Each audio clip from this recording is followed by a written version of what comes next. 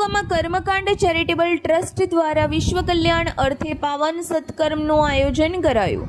અમદાવાદ જિલ્લાના ધંધુકામાં કર્મકાંડ charitable trust અને કર્મકાંડ મંચ દ્વારા સર્વે ભવંતુ સુખીના સર્વે સંતુ નિરામયા ના પવિત્ર ભાવથી વિશ્વ કલ્યાણ અર્થે પાવન સત્કર્મનું આયોજન ભવાની મંદિર ખાતે કરવામાં આવ્યું હતું। આ વૈદિક અનુષ્ઠાન ધંધુકા શ્રી ભવાની મંદિર ખાતે સંપન્ન થયું, જ્યાં પાઠાત્મક નવચંડી યજ્ઞ અને વિષ્ણુ સહસ્ત્રના પાઠ દ્વારા દિવ્ય ઉર્જા અને આદર્શ ભાવનાને ઉજાગર કરવામાં આવી હતી। આ મહાન કાર્યમાં કર્મકાંડ ચેરિટેબલ ટ્રસ્ટના તાલુકા પ્રમુખ ભાર્ગવભાઈ રાવલ, રાજુભાઈ આચાર્ય, ભાવેશભાઈ મહેતા, પ્રતીકભાઈ પંડ્યા સહિત અનેક વિદ્વાન ભૂદેવોએ સહકાર આપ્યો હતો। આ વિધિ દ્વારા સમસ્ત લોક કલ્યાણ, શાંતિ અને આધ્યાત્મિક ઉન્નતિ માટે પ્રાર્થના કરવામાં આવી, જે સમાજ માટે એક પ્રેરણાત્મક ઉદાહરણ પૂરું પાડ્યું હતું। Reporter CK Barad, DT news live 24, Dhandhuka.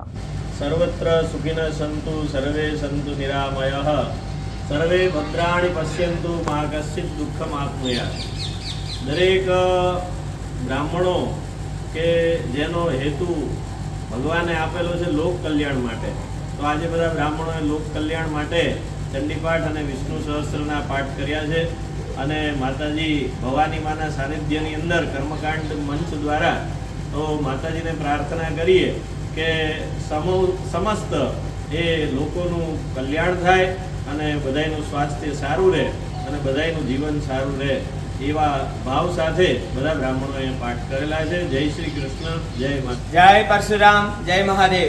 આજે ધંધુકા કર્મકાંડ મંચ દ્વારા ખૂબ જ સુંદર આયોજન કરેલું છે કે સર્વ લોકોનું કલ્યાણ થાય અને સર્વનું મનોરથ પૂર્ણ થાય એવા ઉદ્દેશ સાથે ઘોડાષ્ટક ચાલે છે। તે ઉદ્દેશ સાથે તે દરેક ધંધુકાના કર્મકાંડી ભૂદેવો દ્વારા ભવાની મંદિરને નવચંડી પાઠાત્મક નવચંડીનું અને વિષ્ણુ સહસ્ત્રનું પાઠ અર્પણ કરી માતાજીને પ્રાર્થના કરવામાં આવી કે દરેક ધંધુકાના અને દરેક લોકોનું કલ્યાણ થાય એવા ઉદ્દેશથી માતાજીને અર્પણ કરી અને દરેકનું કલ્યાણ થાય। જય મહાદેવ, જય મહાદેવ।